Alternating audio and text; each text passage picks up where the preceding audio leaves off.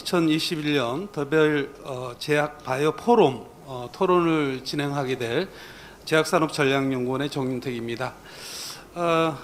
오늘을 소위 자본시장을 리딩하는 언론사 주체인 더벨을 주체로 해서 제약 바이오 업체의 자금 조달 및 오픈 이노베이션 전략이라는 주제로 세 분의 전문가를 모시고 진행을 했습니다. 첫 번째 주제는 코로나 시대의 오픈 이노베이션의 변화, 동구바이오제약 대표님이신 김도영 사장님께서 코로나19의 여러 가지 환경 변화, 그리고 또 오픈 이노베이션에 대한 전략, 그리고 이와 연계해서 동구바이오의 그러한 나름대로의 특화된 전략을 소개를 해 주셨습니다.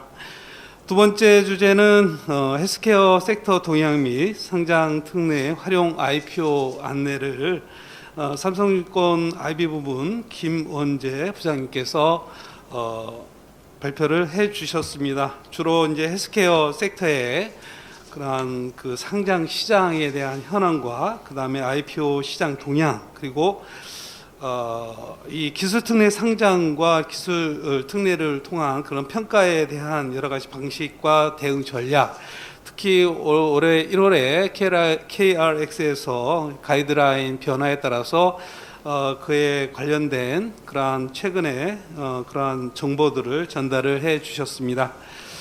마지막으로 이제 글로벌 헬스케어 트렌드와 관련된 여러 가지 빅파마의 전략과 기업들의 그러한 비즈니스 모델에 대한 변화, 그리고 또 마지막으로 앞으로의 그 투자의 유망한 분야까지 찝어서 키드 자산운용 헬스케어 팀 이사님이신 김혜진 이사님께서 발표를 해주셨습니다. 뭐 그러한 그 여러 가지 각 분야의 주제를 모아서 그 후단으로 오늘 그 토론을 진행하도록 하겠습니다.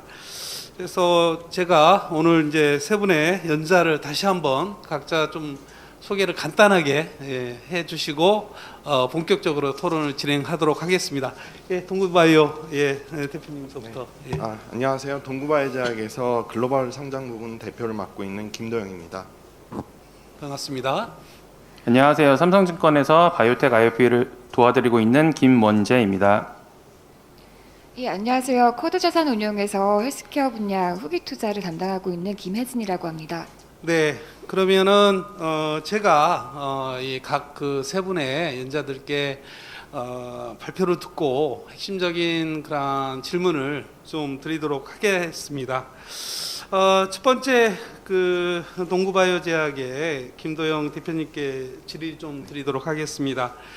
여러 가지 오늘 또 주제도 마찬가지지만은 오픈 이노베이션 전략은 신약 개발에 있어서 어떤 기업들의 그러한 그 아주 중요한 핵심 전략으로 부상하고 있습니다. 특히 뭐 오늘 발표에도 있었지만은 막대한 비용과 성공률이 굉장히 낮기 때문에 한 기업 연구자의 담당에서는 한계점이 있기 때문에 여러 가지 생산성 제고 측면이라든가 이런 측면에서 이러한 오픈 이노베이션 전략은 어느 산업 분야보다도 굉장히 중요한 그런 전략으로 부상을 하고 있습니다.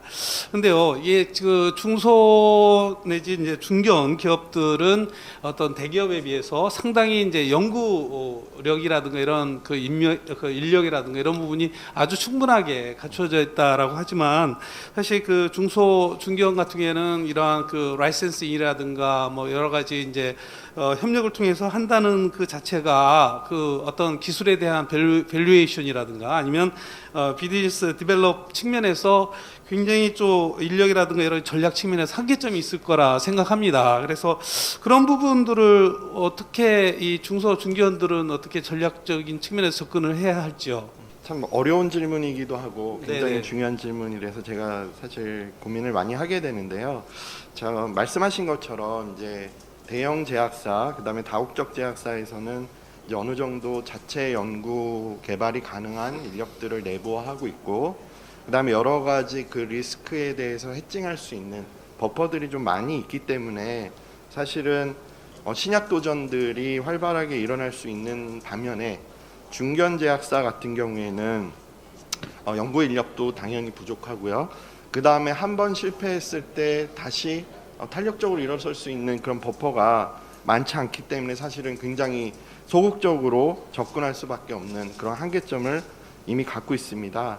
그래서 이제 제가 생각하기에는요, 결국 중견제약사가 신약 개발 능력을 완전히 내부화할 수 있다라는 거는 너무나 요한 얘기가 돼서 결국 buy, make, borrow decision에서 어떤 것을 택할 거냐라고 했을 때는 make보다는 결국 M&A를 통해서 기술 역량을 흡수하거나 아니면 전략적 제휴와 같은 방법으로 기술 이전을 받는 것이 가장 큰 중요한 해결법이라는 생각이 들고, 또 한편 빕코의 그 관점에서 보면 기술 개발 역량이 꼭 내재화되어야 하는가, 우리가 오픈 이노베이션을 통한 그 느슨한 그런 관계들을 통해서 난리지를 쉐어하고 밸류에이션을 할 수 있는 기술적인 능력이라든가 그 다음에 BD 역량들을 차용하는 것도 하나의 방법이라는 생각이 들고요. 그래서 무엇보다도 이런 테크니컬한 측면의 능력보다는 과연 이 오픈니스를 어떻게 더 잘 받아들이는 조직 문화를 갖고 있느냐, 그 의사결정자가 그걸 얼마나 지향하느냐가 되게 중요한 포인트인 것 같고, 두 번째는 그 기술 제휴를 하는 파트너사와 윈윈 시츄에이션을 만들 수 있는 비즈니스 케이스들을 잘 만들어야만이 이 기술 제휴가 잘 되는데, 실질적으로는 밸류에이션도 잘하고 비딩 역량도 뛰어나지만 이런 비즈니스 케이스를 못 만들어서 실패한 사람들도 많고요. 또 마지막으로 가장 중요한 거는 결국에는 이 모든 것들이 오픈 이노베이션에 있어서 원활하게 움직이게 할 수 있는 요소들은 네트워킹이라고 생각이 듭니다. 그래서 이 중견제약사가 가지고 있는 그런 한계점 보완하는 데 있어서는 오픈니스에 대한 열려진 흡수 역량, 그 다음에 윈윈 케이스를 만들 수 있는 비즈니스 디벨롭먼트 역량, 그리고 네트워킹에 대해서, 글로벌 네트워킹에 대해서 상당히 좀 많이 준비를 해야 된다는 생각이 들고요. 결국에는 이것들을 좀 가능하게 하는 엔터티는 중견제약사는 그래도 수익률이 좋기 때문에 이미 가지고 있는 캐시를 가지고 에퀴티 얼라이언스를 적극적으로 하는 게 가장 좋은 방법이라고 생각이 되고, 그것들을 좀 더 전문적으로 그리고 리스크 매니지먼트를 할 수 있는 게 바로 CBC의 형태가 아니겠느냐라고 제가 답을 드렸고요. 그 중견제약사는 정말 에퀴티 얼라이언스를 하지 않는다고 하면 저희가 그 원천 그 후보 물질을 가지고 있는 회사들을 만날 기회도 많지 않고요. 같이 공동 개발할 수 있는 그 윈도우를 찾기가 굉장히 어렵습니다. 그래서 제가 볼 때는 중견 제약사의 경우에 그 축적되어 있는 캐피탈을 가지고 에퀴티 얼라이언스를 하면서 이제 그 비즈 콜라보레이션을 끌어내는 그런 전략이 가장 유효하지 않을까라는 생각을 해봅니다. 예, 아주 상세한 설명 내지 그 전략을 잘 설명해 주신 것 같습니다. 그러면 이 그 동구바이오에서 이렇게 굉장히 이제 과거에 아주 좋은 케이스의 딜들을 많이 수행을 했던 것 같은데요. 거기에 이제 아주 시간 관계상 간단하게 그 케이스들 중에서 기억 남는 가장 성공적이다 할까요? 뭐 그런 게 있으면 좀 소개 부탁드리겠습니다. 네. 저희가 상장하기 전에 이제 미국의 존스 홉킨스 베이스의 그 R&D 회사인 D&D 파마텍을 컨택이 됐고, 저희가 상장 전임에도 불구하고 저희 그 당시로서는 상당히 큰 익스포저인 30억을 투자하게 된 그런 과정이 가장 인상적이었는데요. 그 당시에는 존스 홉킨스의 스핀오프이긴 하나 실질적으로 리서치 기능만 있었고, 이 회사가 제대로 IPO 과정을 거칠 수 있는 그 내부 통제 시스템이라든가 경영관리 시스템이 전혀 안 되어 있는 상태였습니다. 그러다 보니까 그 시리즈 A조차도 이제 받기가 어려운, SI가 없기 때문에 받기가 어려운 상황이었는데요. 저희가 이제 SI를 자처하고 그 다음에 공동 대표를 함으로써 그 경영관리 체계를 만들어주는 대가로 이제 그 나머지 VC들이 팔로우온 할 수 있는 그런 여건을 만들었던 계기. 그렇군요. 그래서 이게 이제 어떻게 보면 크로스보더 중에 하나였기도 하고, 네. 또 중견제약사가 제시할 수 있는 가장 아이디어한 그런 모델이 아니었나 그런 생각을 하고 있습니다. 그렇군요. 국내뿐만 아니라 이제 글로벌 측면에서도 여러 가지 이제 그 어떤 오픈 이노베이션 전략들을 비록 이제 중견 제약사지만은 활용했던 그런 사례들은 우리가 좀 눈여겨봐야 될 부분이 아닌가 이렇게 생각합니다. 다음 두 번째 연자이셨던 김 부장님께 좀 질문을 드리도록 하겠습니다. 뭐 이 발표 시간에 그 최근 KLX에서 이제 가이드라인 변화에 대해서 아주 설명을 잘 해주셨는데 시간 관계상 그때의 뭐 어떤 좀 비하인드 스토리라든가 아니면 진짜 실무적으로 이렇게 올해 1월달에 개정된 그런 가이드라인에서 좀 더 좀 주의해야 할 사항 내지는 전략들을 조금 더 설명해 주시면 고맙겠고요. 특히 이제 우리 벤처들이 그 기술 특례 평가를 받아야 되는데 보통 얼마 정도 전서부터 이렇게 준비를 해야 되는지 그렇게 두 가지 정도 질문을 드리도록 하겠습니다.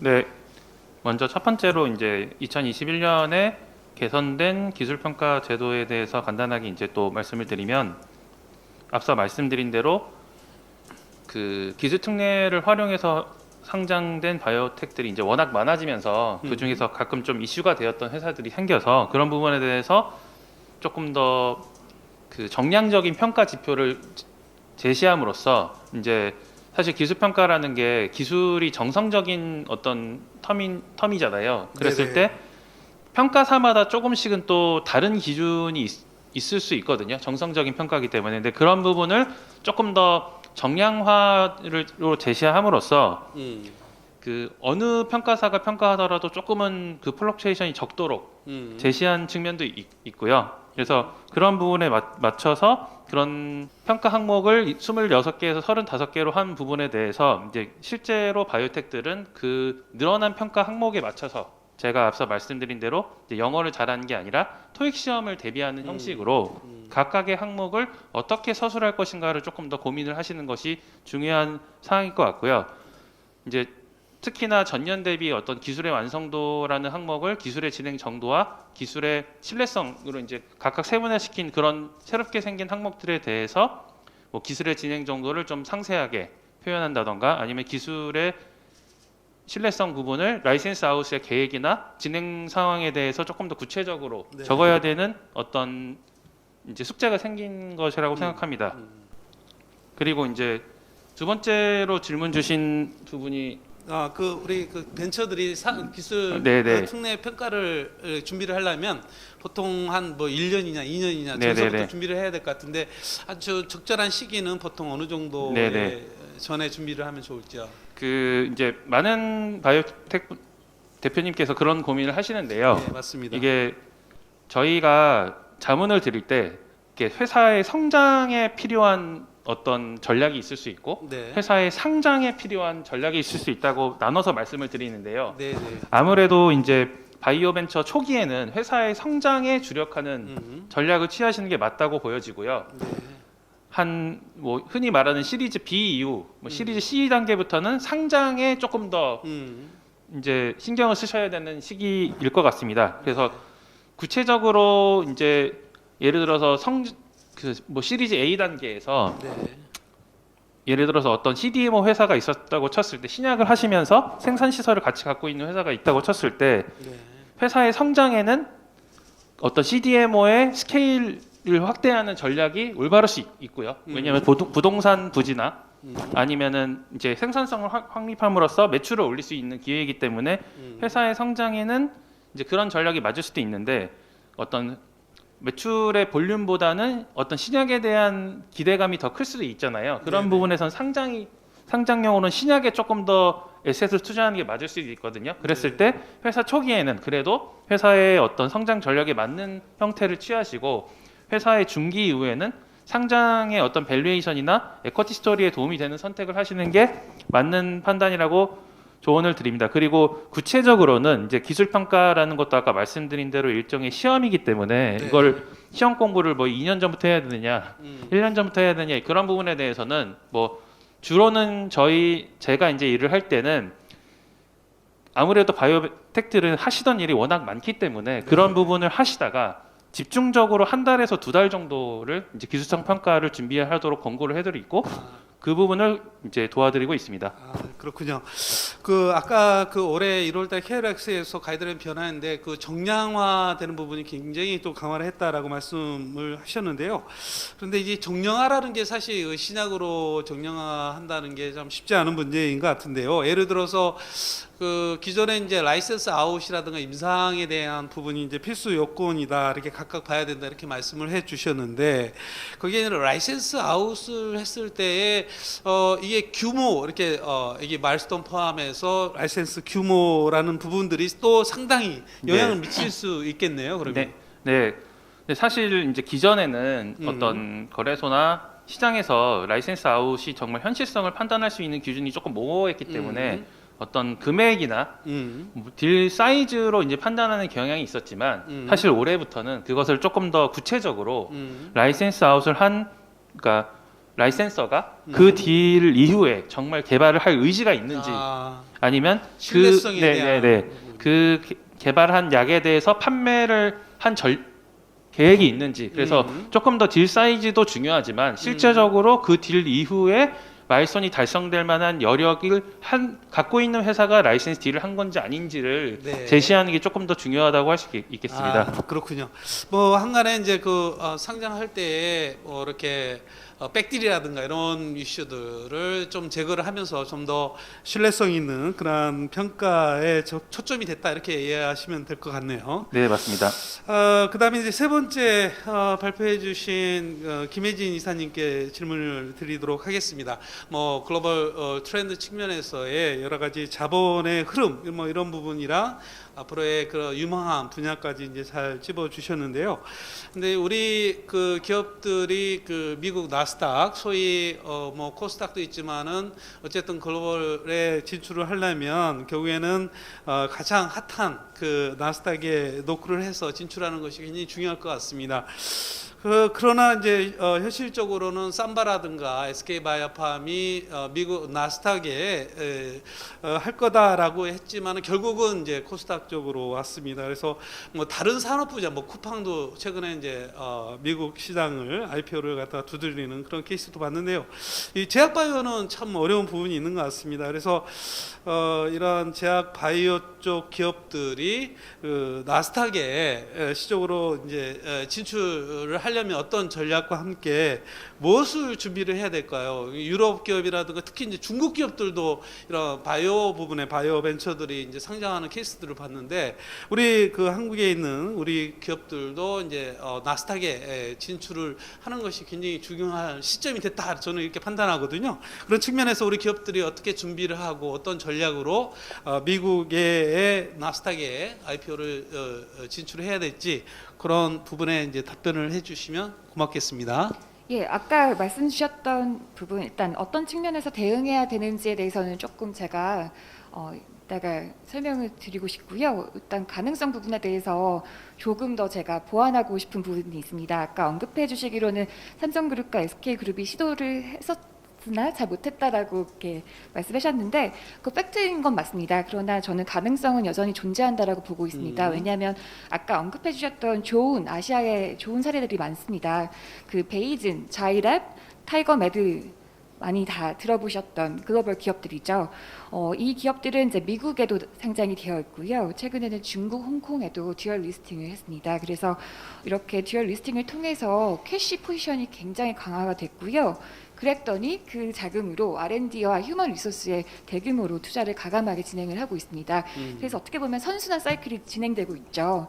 네. 저도 삼성그룹과 SK그룹이 타이밍만 맞는다면 준비만 된다면 진행하실 수 있다라고 보고 있습니다. 예를 들어서 삼성바이오로직스가 현재 송도에 제4공장을 이제 만들고 계시잖아요. 네. 제4구 공장이 가동이 되고 있다라고 상상을 해주시고 그다음에 계열사인 삼성바이오앱스가 글로벌 시장에서 바이오시밀러로 굉장히 좋은 성과를 지금 보여주고 계신데요. 어떻게 보면 신약 개발 역량까지도 좀 확보가 되는 타이밍이 된다면 언제든 다시 한번 나스닥의 상장은 다시 재도전하실 수 있다라고 보고 있고요. 뿐만 아니라 SK그룹은 아까 제가 그 발표했을 때도 강조드렸지만 미국에 작년에 세팅됐던 CDMO 전문 기업인 SK 팜테코의 움직임이 굉장히 기대가 됩니다. 왜냐하면 이 SK팜테코는 애시 당초부터 글로벌 시장만을 타겟으로 구조화가 된 기업이기 때문에요. 최근에 프랑스에서 어쨌든 70%의 대규모 지분을 인수하면서 유전자 세포 치료제 CDMO까지 진출하시는 모습을 보여주셨기 때문에요. 언제든지 향후 5년 안에는 재도전이 가능하다고 보고 있습니다. 뿐만 아니라 전통 대기업이 아닌 이제 셀트리온 그룹 또한 올해 연내에 어쨌든 계열사들 간의 머지라는 큰 이벤트가 기다리고 있는데요. 근데 동시에 최근 주총 시즌에서 서정신 전 회장님께서 말씀 주셨다시피 디지털 헬스케어 신규 영역에도 진출할 생각이 있으시다고 강조를 하셨잖아요. 그래서 네. 큰 이벤트가 끝나고 신사업에 대해서는 미국 시장 타겟으로 좀 해주셨으면 너무 좋을 것 같다는 생각이 듭니다. 그래서 결론적으로는 이제 어떤 측면에서 대응해야 되는가라는 질문을 주셨을 때요. 당연히 심플하게 말씀드리면 글로벌 헬스케어 전문 에쿼티 투자가들을 설득할 수 있어야 된다라는 게 정답인 것 같아요. 그래서 총 4가지로 좀 생각해 볼 수 있겠는데요. 첫 번째는 단연코 사이언스 수준이겠죠. 그리고 수반되는 임상 전략도 굉장히 중요하다고 생각이 되고요. 두 번째로는 글로벌화 전략입니다. 모든 회사의 모든 영역이 글로벌 시장에 부합되는 수준으로 올라와 있어야 되고요. 세 번째는 경영진의 실행력, 그다음에 커뮤니케이션 스킬셋이라고 볼 수 있겠습니다. 왜냐하면 경영진들의 글로벌 마인드셋도 중요하지만요. 글로벌 에쿼티 투자가들과 만나서 정기적으로 업데이트를 굉장히 전문성 있게 세련되게 해주실 수 있어야 되거든요. 근데 다행히 한국은 이제 삼성바이오로직스 경영진 구조를 보시면요. 굉장히 글로벌 인재분들을 많이 모셔왔기 때문에 수준이 많이 올라가고 있다라고 해석할 수 있을 것 같습니다. 마지막으로는 어떻게 보면 저희 한국 투자가분들에게 가장 많은 숙제를 던져줄 수 있는 부분인데요. 데이터 인테그리티랑 트랜스퍼런시 부분입니다.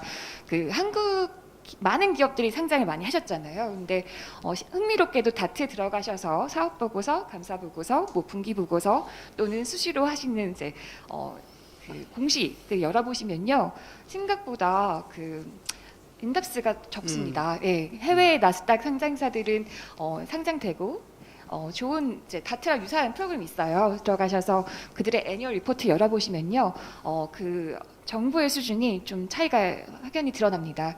뿐만 아니라 저희 기업들, 제약바이오 한국 기업들이요, 영문 애니얼 리포트를 발간하고 있는 기업들이 굉장히 극소수입니다. 그래서 이런 부분에서도 준비가 먼저 되어야 되지 않을까 싶습니다. 이상입니다. 네.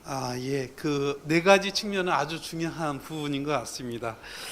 우리 기업들도 이제 나스닥에 좀 상장을 해서 우리 어떠한 기업들의 경쟁력 확보, 글로벌화에 한마디로 리딩이 될 수 있는 그런 부분이 굉장히 중요할 거라고 생각합니다. 거기에 뭐 한 2년 전에 좀 굉장히 이슈화됐던 부분인 것 같은데, SK바이오팜도 뭐 그런 부분들 세미나 때 언급을 해 주신 것 같은데요. 그 R&D에 대한 국제 회계 기준 있지 않습니까? 뭐 이런 부분이 사실 우리 기업들이 굉장히 강화를 많이 하고 있는데, 사실 나스닥 갈 때는 이런 국제 회계 기준에 부합할 수 있게끔 아주 철저하게 미리미리 준비를 해야 된다는 얘기를 들었습니다. 거기 아까 4가지 측면에서의 그런 전략과 함께 그런 회계에 대한 이슈도 글로벌 스탠다드에 부합할 수 있도록 준비를 해야 되지 않을까 이렇게 생각합니다. 자, 오늘 제약 바이오 업체 자금 조달 및 오픈 이노베이션 전략이라는 주제로 3분의 전문가를 모시고 다양한 각도에서 논의를 해봤습니다. 아무쪼록 이런 오늘의 내용들을 기반으로 우리 기업들이 앞으로 미래를 준비를 하고 전략적인 측면에서 어떻게 대응을 해야 될지 참고가 되시면 고맙겠습니다. 자, 이상으로 오늘 포럼을 모두 마치도록 하겠습니다. 수고들 많으셨습니다. 네, 감사합니다. 감사합니다.